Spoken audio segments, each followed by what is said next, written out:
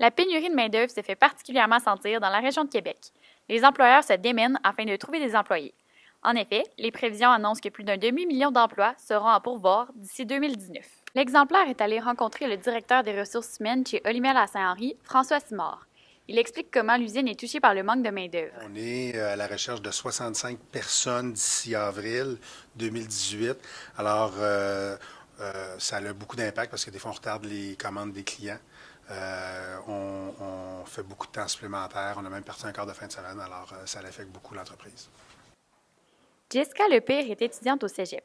Elle travaille pour la chaîne de restauration rapide Subway à temps partiel afin de s'assurer d'avoir un certain revenu pendant ses études.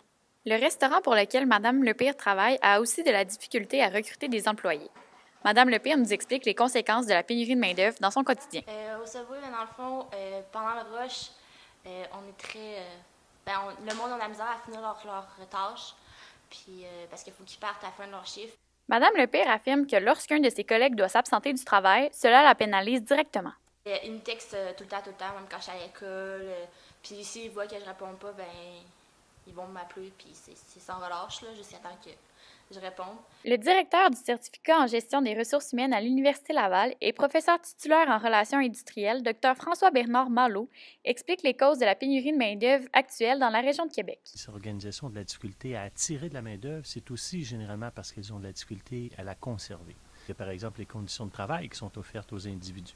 Si les conditions de travail ne sont pas susceptibles de répondre aux besoins de la main-d'œuvre, il n'est pas surprenant donc qu'elles quittent les organisations.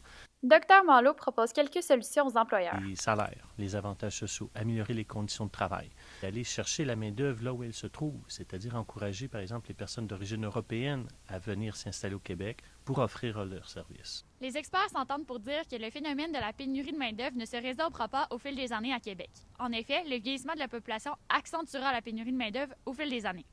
C'était Caroline Gendron-Tremblay pour l'Exemplaire à Québec.